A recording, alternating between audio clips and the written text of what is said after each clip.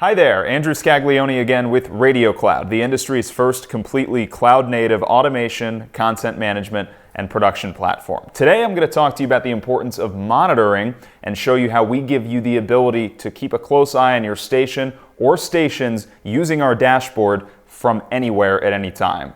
To access the dashboard in Radio.Cloud, you navigate to the top left icon here on the top bar, and this is going to pull up our internal monitoring page. What you would see is a list of your stations or your networks. This is just a master list right now to show you what it would look like if you had a lot of stations and channels using Radio.Cloud. So going left to right on the dashboard, you have a location code, which we give 3 characters to, just based on where the station is located.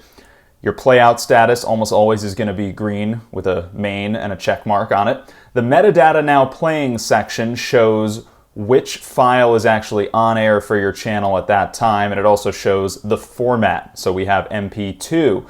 If we keep scrolling down, you'll see some different ones. M4A, MP4. We have the ability to do WAV files as well. So really any files that get broadcast on your station, that's how you can see which actual file is on air at the given time. Moving on, this column here, Add Playlists Days Ahead, indicates how many days in advance you've uploaded your traffic logs. And you see the page always changing, and that's because it's an ongoing live tracker of different things. Metadata, spots, playlist status, and I'll get into that in a minute. For this column here, the Add Playlist Days Ahead, if you're uploading commercials, it'll most likely be green and show you that you're good for the next few days. If it's red, you're either missing spots, or it could be that your channel is internet only or an ad-free, commercial-free radio station that doesn't actually play commercials.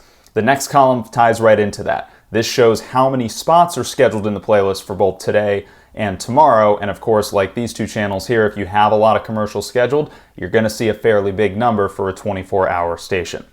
Moving on, in the playlist section, this is probably the most important section because at a quick glance, you can see whether or not your station or stations are good to go and have all the content they need in the playlist.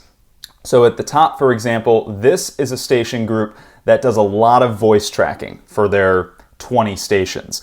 If you see the letters VE in an orange cell here, that just means that there's a voice track missing, which for stations that voice track and pre-produce a lot of material is going to be frequent because you're often producing the tracks within the hour or within a few minutes of them airing.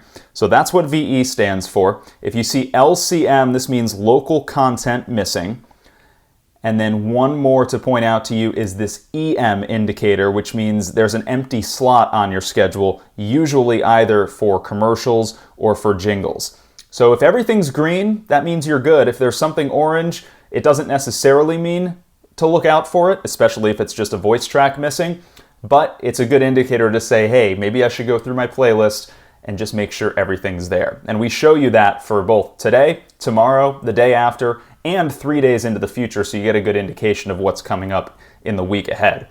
Moving on down the line, the missing audio playout and missing audio playlist sections show you any flagrant empty slots on your playlist or in the playout stream for both today and 1 day into the future. And you can see most of the time, if everything's in the playlist, everything's going to be A-OK in the playout section.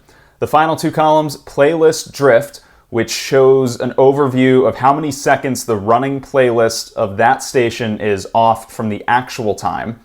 And then the last update just shows when information displayed for this respective station here on the dashboard was last updated.